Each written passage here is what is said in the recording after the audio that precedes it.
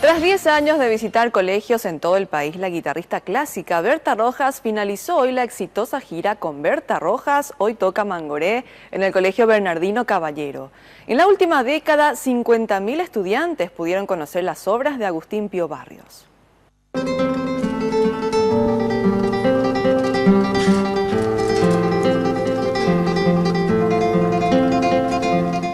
Con sus delicadas manos en las cuerdas y con la mente puesta en el irreemplazable don Efraín Cambaí Echeverría, Berta Rojas abría el concierto en esta institución.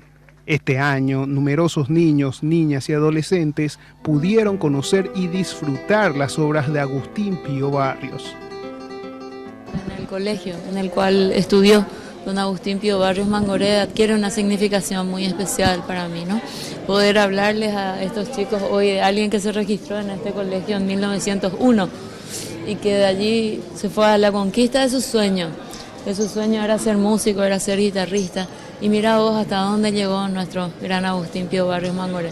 Me siento muy feliz, muy dichosa. Esto se hace porque los jóvenes lo hacen posible, porque los jóvenes todavía nos abren su corazón, nos escuchan y nos reciben y nos devuelven muchas enseñanzas que nos llevamos con nosotros, ¿verdad? Así que muy agradecida por esta oportunidad de llegar a tantos lugares de mi país, más de 50.000 jóvenes. Al inicio del concierto, el sonido fue interrumpido por un corte de energía eléctrica. Aún así, su presentación acústica cautivó a todos los presentes.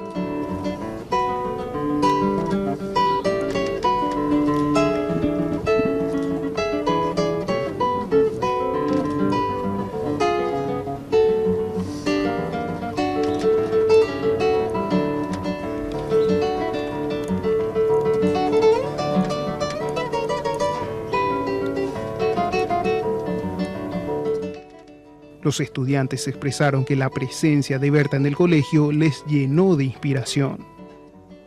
Gracias a ella, nos inspiramos yo en lo que ejecuto instrumentos me da más inspiración.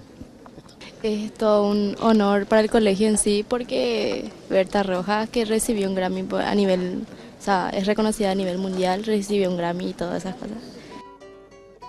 La gira con Berta Rojas, Hoy Toca Mangoré, cumple 10 años de vigencia. Este año, la guitarrista visitó más de 170 instituciones de todo el país.